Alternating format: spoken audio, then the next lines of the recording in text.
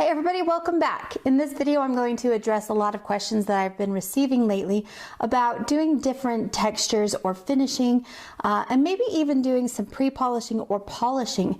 Well, I've partnered again with the great people at Guesswine, and I have a whole line of items that I use here in my studio that I'm going to introduce you to, just so that you can see how I get some of the effects that I get. Let's jump in and take a look now. You can see here I have a wide variety of different tools and items.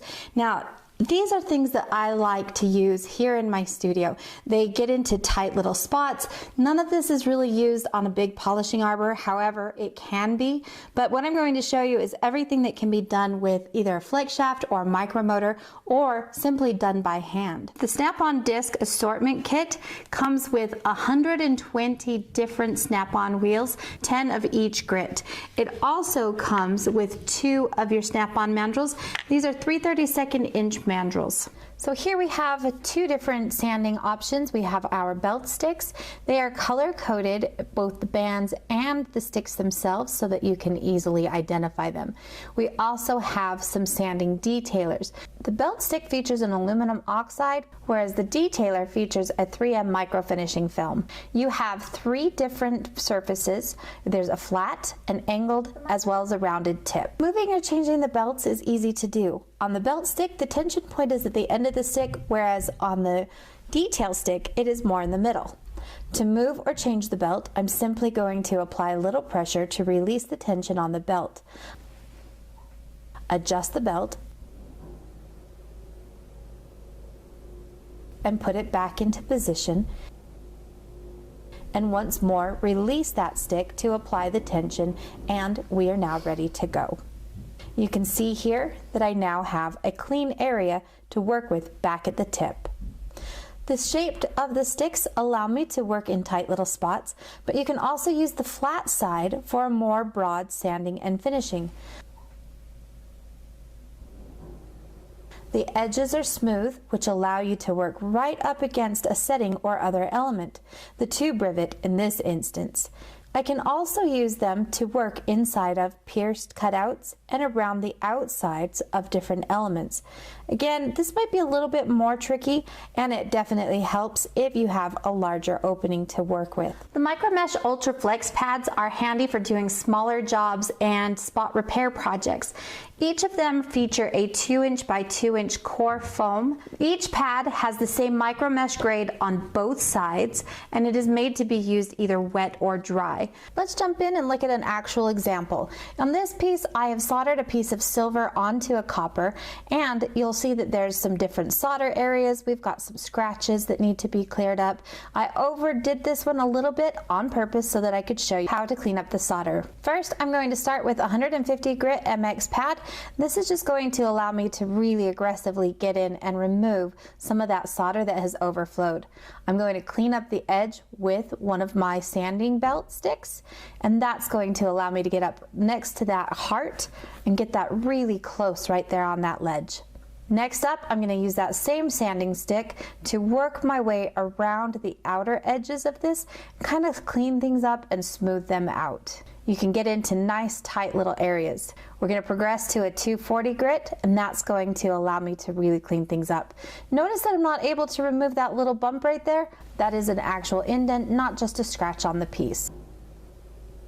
Here on the back, I have a rogue piece of solder that was probably on my board, and now I'm going to jump over to the Muir's disc and make quick work of some of the removal of this. I'm using a finer microfinishing paper here, but you have a whole assortment you can use. Once again, I still have a little bit of rogue silver solder that kind of flowed over. Again, this makes very quick work of all that cleanup. The mounted texturing wheels are wonderful, and they can be purchased individually as well. So going from the coarsest to the finest, we have the black, which is 0.8 millimeters. And when you're talking about 0.8 millimeters, it's talking about each one of these little wires on here that is going to be used to impart that texture. Your gray is a coarse with 0.7, green is a medium with 0.6, blue has a medium fine with a 0.45, 0.3 for a fine on the red, and a 0.2 for an extra fine on the yellow. For the back of the piece, I want to really texture this up. I'm going to use the mounted texturing wheels to impart a beautiful stardust texture.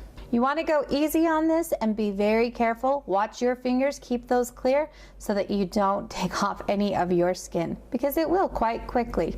As you can see, it just works very, very fast. And now you can see the difference between the areas that we have done. I'm going to finish this and do the whole back piece. On the front, I'm going to use a finer wheel, and this will give me a beautiful satin finish. I like this because I can get right up next to that ledge and it just gives me that beautiful finish. Here you can see kind of that satin finish compared to just a sanded finish on the silver. To even out the area on the silver, I'm going to use the 400 MX pad just to smooth things out just a little bit and prep this for my next texture. The surface is now a little more regular and I'm not worried about it too much as I'm going to be adding some texture, but I do want to smooth out a little bit more on the side walls. I'm going to be using the 240 MX pad for this, but I'm not able to get into all of the tight spots. So here I'm going to switch to a Muir's disc for this.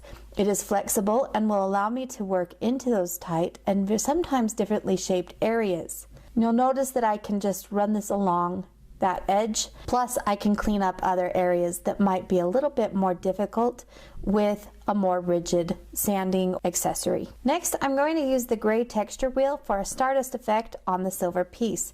Notice how nicely it contrasts with the more smooth satin finish that I did earlier on the copper side. In this example, I have created a post earring, and you can see that there is quite a bit of solder around the post that I would like to clean up and remove. I'm going to use one of the finer grit Muir's discs to remove excess solder and even out the back of the surface. In this case, I'm using the disc with the abrasive facing down. So I can hold the piece on my bench pin while I apply the pressure and smooth out the surface.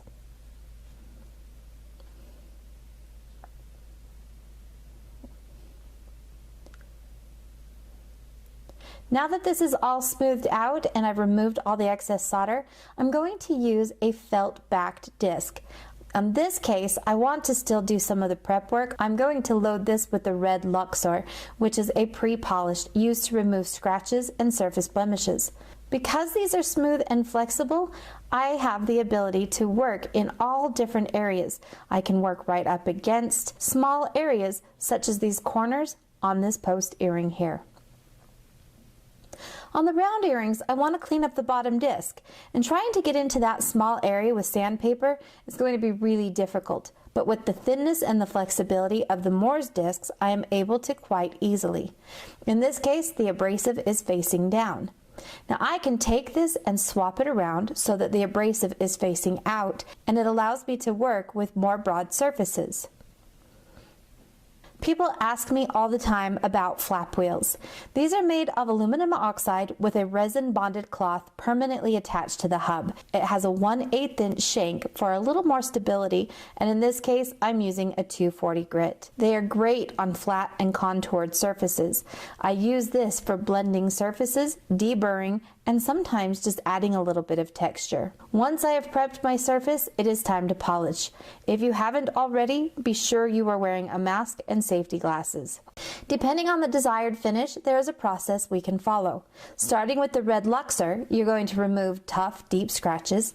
Then, depending on the material you are using, we move to green for silver and white colored metals, or gray compound for gold colored metals. These will remove medium scratches, imperfections, and help with blending. Blue is used for a final finish, removing minor scratches. Yellow is a pre or a final finish prep.